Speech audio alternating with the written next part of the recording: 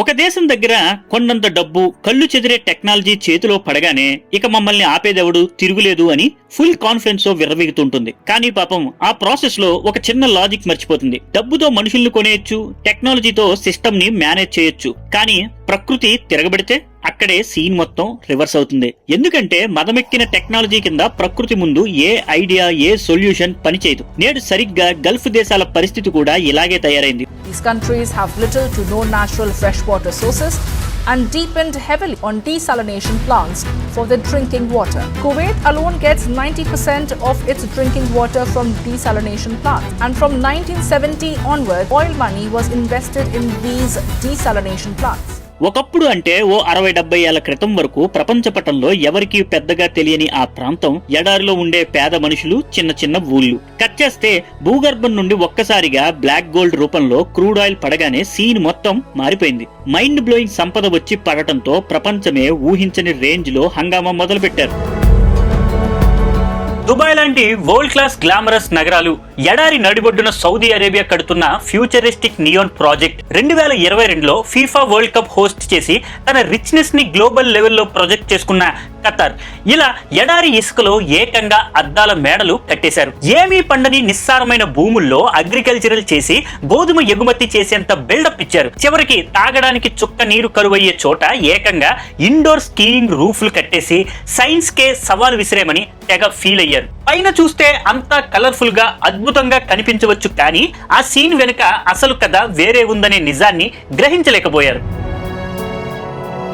ఎందుకంటే నేలపైన వీళ్ళు క్రియేట్ చేసిన హడావిడికి భిన్నంగా నేల అడుగున సైలెంట్ గా ఒక డేంజరస్ కౌంట్ డౌన్ మొదలైంది. 2026 నాటికి గానీ భూమి కింద జరుగుతున్న ఆ రియల్ విలన్ గేమ్ ప్రపంచానికి అర్థం కావడం లేదు. సరిగ్గా ఇప్పుడే సీన్ రివర్స్ అయ్యి ఇరాన్ ఏకంగా తమ క్యాపిటల్ సిటీనే ఖాళీ చేసే ప్లాన్ లో పడితే, ఇరాక్ లో నీటి నిల్వలు గత 8 దశాబ్దాల్లోనే కనిష్ట స్థాయికి పడిపోయి పంట పొలాలన్నీ బీడుగా మారి వ్యవసాయం పూర్తిగా కుప్పకూలిపోయింది. దీన్ని బట్టి అర్థమయ్యింది ఏంటంటే ప్రకృతి ముందు మీ petro dollar power, over confidence ఏ మాత్రం పనిచేయవని. ఇటు చూస్తే సౌదీ అరేబియా ఏకంగా దేశ ప్రజలకు తిండి, జీవనోపాధి అందించడానికి వేరే దేశాల్లో సైలెంట్ గా భూములు కొనేసే సీక్రెట్ ఆపరేషన్స్ మొదలుపెట్టింది. ఇక్కడ అసలైన ట్విస్ట్ ఏంటంటే ఈ ఘోరమైన పరిస్థితికి వేరే ఏ దేశము కారణం కాదు. కంప్లీట్ క్రెడిట్ వాళ్ళకే దక్కుతుంది. తమ సొంత మాస్టర్ ప్లాన్స్ మరియు ఓవర్ థింకింగ్ స్ట్రాటజీలే ఈ రోజు వాళ్ళను ఈ దయనీయమైన స్థితికి తెచ్చి నిలబెట్టాయి. అసలు ఇంతకీ ఇదంతా ఎలా జరిగింది? కుబేరుల్ లాంటి ఆయిల్ రిచ్ కంట్రీస్ నీటి బొట్టు కోసం అల్లాడిపోయే ఈ వాటర్ క్రైసిస్ ట్రాప్ లో ఎలా ఇరుక్కుపోయాయి? ఒకప్పుడు తమ ప్రాంతాన్ని గ్లోబల్ మ్యాప్ లోనే అత్యంత షైనీ లగ్జరీ స్పాట్ గా మార్చిన ఆ క్రేజీ ఐడియా ఏంటి? మరి అదే ప్లాన్ ఇప్పుడు వాళ్ళ వెన్నెముక విరిచేసే బ్యాక్ ఫైర్ వెపన్ లా ఎలా తిరగబడింది? అన్నింటికంటే ముఖ్యంగా ఈ పెట్రో డాలర్ల హై డ్రామా నుంచి మన భారత్ నేర్చుకోవాల్సిన బిగ్గెస్ట్ లెసన్ ఏంటి? ఈ వీడియోలో దీని గురించే పిన్ టు పిన్ అసలు కథ ఏంటో ఫుల్ డీటెయిల్ గా తెలుసుకుందాం. గల్ఫ్ ప్రాంతం యొక్క అసలు విలన్ ఆర్జిన్ స్టోరీ ఏంటో అర్థం కావాలంటే మనం కొంచెం ఫ్లాష్ బ్యాక్ వెళ్లి ఓ 70 ఏళ్ల వెనక్కి టైం ట్రావెల్ చేయాలి. ఆ టైంలో అరేబియా ద్వీపకల్పం అంటే ఈ భూమి మీదనే అత్యంత కఠినమైన డెడ్లీ వాతావరణం ఉన్న చోటు. ఎటు చూసినా అనంతమైన ఇసుక ఎడారి, మాడు పగలగొట్టే ఎండలు తప్ప పచ్చటి పక్షికైనా చోటు లేని ఏరియా అది. అసలు అలాంటి చోట మనుషులు బ్రతకడమే ఒక గ్రేట్ అడ్వెంచర్. అక్కడ బెదూయన్స్ అనే సంచార తెగల ప్రజలు ఒక నీటి బావి నుండి ఇంకో నీటి బావికి నీళ్ల కోసం మైళ్లకు మైళ్లు వలసలు వెళ్తూ కాలం వెళ్లదీసేవారు. అసలు ఆ రోజుల్లో వాళ్ళ లైఫ్ మొత్తం వాటర్ సర్కిల్ చుట్టూనే తిరిగేది. చివరికి ఆ ఎడారిలోనే వెలువడిన పవిత్ర ఖురాన్ గ్రంథంలో కూడా నీటి ప్రస్తావన 60 సార్లకు పైగా వస్తుందంటే అక్కడ నీటి వాల్యూ ఏ రేంజ్ లో ఉండేదో ఊహించుకోవచ్చు. ప్యాకింగ్ చూస్తే చాలా కామెడీగా ఉండేది. 1960లలో సౌదీ అరేబియా మొత్తం పాపులేషన్ కేవలం 25 లక్షలు. యుఏఈ జనాభా అయితే 20 లక్షల కంటే తక్కువ. ఇక ఖతార్ లో మొత్తంగా ఉన్నది ఒక 40,000 మంది మాత్రమే. అంటే మన దేశంలో ఒక ఐపీఎల్ మ్యాచ్ చూడడానికి ఐపీఎల్ స్టేడియం కి వచ్చే జనం కంటే కూడా తక్కువ పాపులేషన్ తో అవి కంట్రీస్ అని అనిపించుకున్నాయి. కానీ అకస్మాత్తుగా భూమాత ఒక ఊహించని జాక్పాట్ ఆఫర్ ఇచ్చింది. భూగర్భంలో భారీగా క్రూడ్ ఆయిల్ పడింది. ఆ చమురు తెచ్చిన నోట్ల వర్షం చూసి ఆ రాసుల కొద్దీ డబ్బుని ఎక్కడ దాచాలి, దేని మీద తగలేయాలి అని వాళ్ళకే మైండ్ బ్లాక్ అయ్యేంత రిచ్నెస్ వచ్చేసింది. ఆ ఆయిల్ బిజినెస్ నడవాలంటే పెద్ద పెద్ద ఓడరేవులు కావాలి. ఆ షిప్మెంట్స్ మేనేజ్ చేయడానికి సిటీలు కట్టాలి. ఆ సిటీల్లో పని చేయడానికి జనాలు కావాలి. మరి ఆ జనాలకి తిండి తినాలిగా. కానీ అడుగడుగునా ఎడారి ఉన్న చోట ఆహారం, నీళ్లు ఎక్కడి నుంచి వస్తాయి? వర్షం పడితే గ్రేట్ అనుకునే టైప్ వాళ్ళు. ఏడాది మొత్తంలో అక్కడ కురిసే వర్షపాతం 100 మిల్లీమీటర్ల కంటే తక్కువ. అంటే మన రాజధాని ఢిల్లీలో ఒక రోజు పడే వర్షం కూడా వాళ్ళకి ఏడాది పొడవునా పడదన్నమాట. దీంతో ఈ గల్ఫ్ దేశాలు తమ రూపురేఖల్నే మార్చేసేలా ఒక మాస్టర్ మైండ్ ఐడియాని అమల్లోకి తెచ్చాయి. అసలు విషయం ఏంటంటే ఈ ఐడియాలో 2 పార్టులు ఉంటే ప్రపంచమంతా మొదటి పార్టును చూసి మైమర్చిపోతుంది, కానీ రెండో పార్టుని మాత్రం వీళ్ళు ఎవరికి కనబడకుండా దాచేశారు. అందులో మొదటి పార్ట్ ఏంటంటే డీశాలినేషన్. ప్రాసెస్ చాలా సింపుల్. సముద్రంలోని ఉప్పు నీటిని తీసుకొచ్చి పెద్ద పెద్ద ఫ్యాక్టరీల్లో వేసి భారీ మెషిన్లతో సాల్ట్ ను సపరేట్ చేసి ఆ మంచి నీటిని సిటీలన్నింటికి పైప్ లైన్ల ద్వారా సరఫరా చేయటం. వినడానికి బాగానే ఉన్నా ఇది విపరీతమైన కరెంటు మింగేసే ఒక అత్యంత కాస్ట్లీ ప్రాసెస్. అయితే ఆయిల్ ఫ్రీగా దొరికే దేశాలు కాబట్టి ఆ చమురును తగలబెట్టి విద్యుత్ ఉత్పత్తి చేయటం వాళ్ళకి నీళ్లు తాగినంత ఈజీగా అయిపోయింది.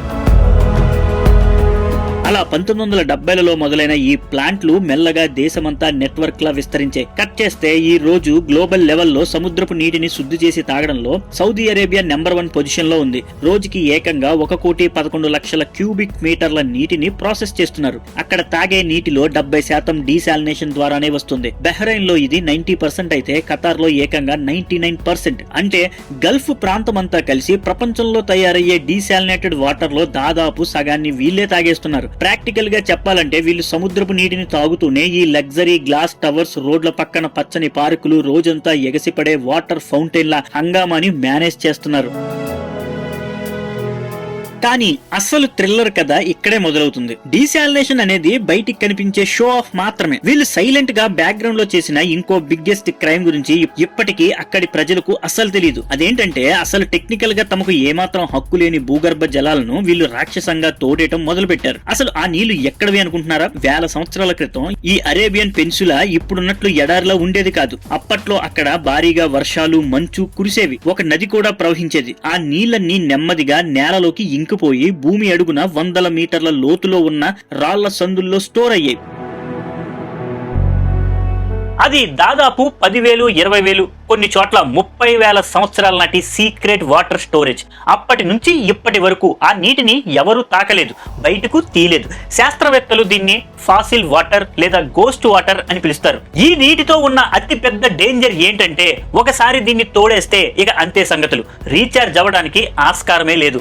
ఎందుకంటే ఇప్పుడు ఆ ఎడారిలో పూర్వం లాంటి వర్షాలు పడవు. అలాంటప్పుడు ఆ భూగర్భ జలాలు మళ్ళీ ఎలా నిండుతాయి? కానీ మన గల్ఫ్ మహానుభావులు ఏమనుకున్నారంటే ఎలాగో అడుగున బోలెడు నీళ్లు పడి ఉన్నాయి కదా, తీస్తే తప్పేంటి, తోడేద్దాం, తాగేద్దాం, వాడుకుందామని ఫిక్స్ అయిపోయి తమ పూర్తి ఎకానమీని ఆ డెడ్ అండ్ వాటర్ మీదనే డిజైన్ చేసుకున్నారు.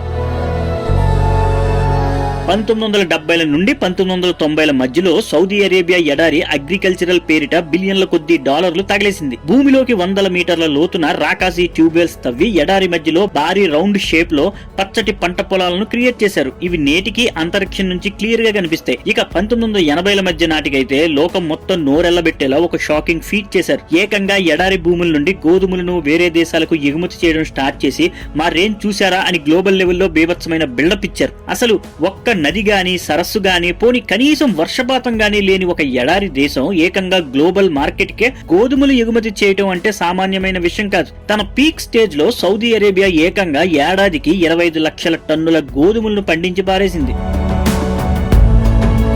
అయితే ఈ రివర్స్ ఫీడ్ చేసింది ఒక్క సౌదీ అరేబియా మాత్రమే కాదు. యుఏఈ, బహ్రెయిన్, కువైట్, ఖతార్లతో సహా మొత్తం 9 దేశాల కింద పరుచుకుని ఉన్న ఈ ప్రాచీన భూగర్భ జలాల నిల్వలను 6 కోట్ల మంది ప్రజలు రాక్షసంగా తోడేస్తూ ఓపెన్ గా ప్రకృతికి శటగోపం పెట్టారు. ఒకవైపు పైన ఫ్యూచరిస్టిక్ డ్రీమ్ వరల్డ్ నిర్మిస్తామని బిల్డప్ ఇస్తూనే మరోవైపు భూమి అడుగున సైలెంట్ గా ఒక డేంజరస్ టైం బాంబ్ ఫిక్స్ చేశారు. అసలు తమ చర్యల వల్ల ప్రకృతికి ఇంత పాత్ర వేస్తున్నామని ఈ పెట్రో స్టేట్ కి తెలీదా అంటే స్టార్టింగ్ నుంచి వాళ్ళకి ప్రతిదీ పక్కాగా తెలుసు. కానీ ఆపే ఉద్దేశం మాత్రం రూపాయి కూడా లేదు. ఎందుకంటే భూమి అడుగున 100 మీటర్ల లోతులో నీళ్లు ఖాళీ అయిపోతుంటే అది పైన కనిపించదు కాబట్టి ఆయిల్ డాలర్ల ఖజానాలోకి కంటిన్యూస్ గా ప్రవహించినంత కాలం అంతా ఓకే, ఆల్ ఈజ్ వెల్ అని మేనేజ్ చేశారు. కానీ రియాలిటీ మాత్రం వణుకు పుట్టించేలా ఉంది. సౌదీలోని వాది ఆల్ దవాసిర్ ప్రాంతంలో 1980ల తర్వాత ప్రతి ఏటా భూగర్భ జలమట్టం ఏకంగా 6 మీటర్ల చొప్పున పాతాళానికి పడిపోవడంతో పాత బోర్లు ఎండిపోయి నీటి కోసం మళ్లీ లోతుకంటూ తవ్వుకుంటూ పోవాల్సిన దయనీయ స్థితికి వచ్చేశారు. అలా తవ్వుకుంటూ పోతే పాత బోర్లు ఎండిపోవటం, ఇంకా లోతుకి వెళ్లి తవ్వితే అక్కడ ఏమీ లేకపోవటం, ఇలా ఒక ఎండ్లెస్ క్రేజ్ లో లూప్ లో పడిపోయారు. నేషనల్ జియోగ్రఫిక్ మరియు లండన్ యూనివర్సిటీ రిపోర్ట్ల ప్రకారం సౌదీ అరేబియా మొదటిసారి అగ్రికల్చర్ హంగామా స్టార్ట్ చేసినప్పుడు వాళ్ళ ఎడారి అడుగున దాదాపు 500 క్యూబిక్ కిలోమీటర్ల ఫాసిల్ వాటర్ ఉండేది. కానీ 2008 నాటికి అందులో 400 క్యూబిక్ కిలోమీటర్ల నీటిని తోడేసి ఓవర్ యాక్షన్ చేశారు. ఇక కట్ చేస్తే ఈ రోజుకి ఆ ప్రాచీన నీటి నిల్వల్లో ఏకంగా 80% తుడిచిపెట్టుకుపోయింది.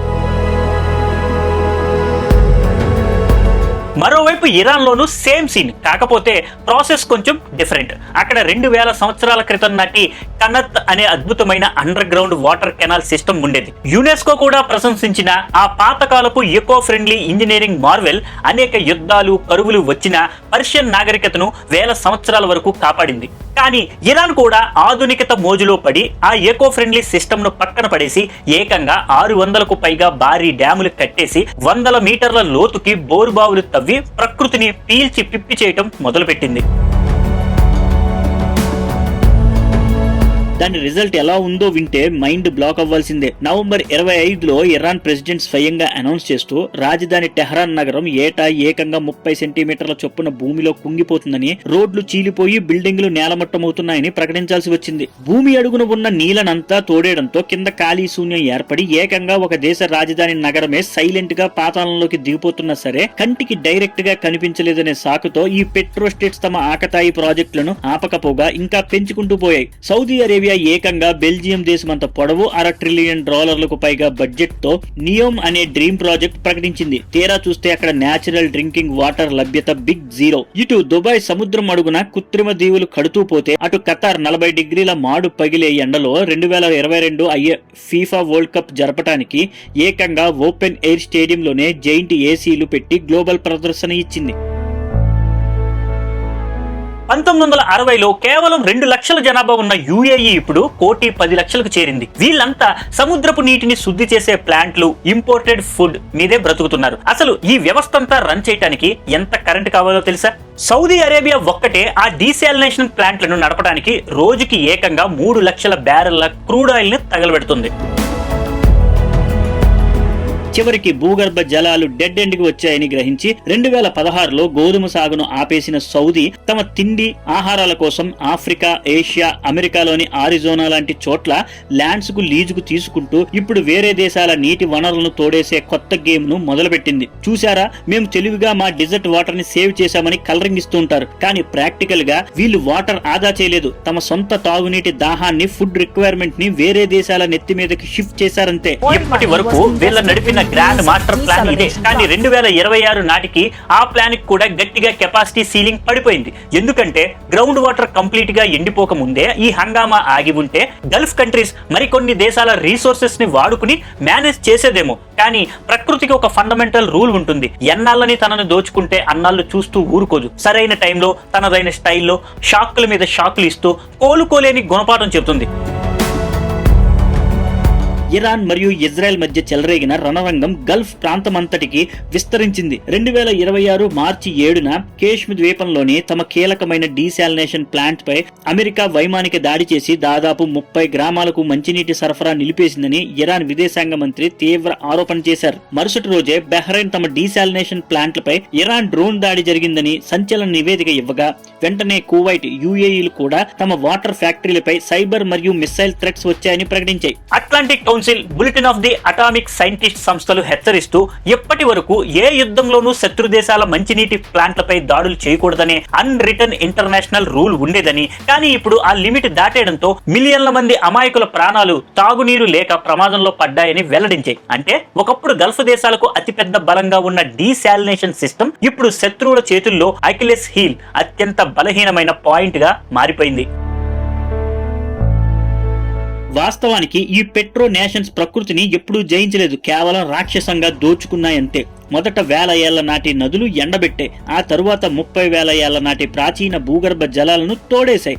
దానికి తోడు ఆయిల్ డాలర్లతో అద్దాల మేడలు, గోల్ఫ్ కోర్టులు, మైండ్ బ్లోయింగ్ ఈవెంట్లు చేస్తూ గ్లోబల్ సూపర్ పవర్ గా కలరింగ్ ఇచ్చాయి. కానీ ఇప్పుడు ప్రకృతి తన అకౌంట్ ఓపెన్ చేసి లెక్కలడగడం స్టార్ట్ చేసింది. మీ స్విస్ బ్యాంక్ అకౌంట్ లో ఎన్ని బిలియన్ డాలర్లు ఉన్నాయనే దాంతో ప్రకృతికి అసలు సంబంధం లేదు. ఎందుకంటే అంతిమంగా ఎవరు హంగామా చేసినా ఎడారి ఎడారిగానే మిగులుతుంది, సముద్రం సముద్రంగానే ఉంటుంది. ఇప్పుడు అసలైన బిగ్ క్వశ్చన్ ఏంటంటే, గల్ఫ్ దేశాలు తమ పెట్రో డాలర్లు టెక్నాలజీతో ప్రకృతిని శాసించాలని చూసి దారుణంగా ఓడిపోయాయి.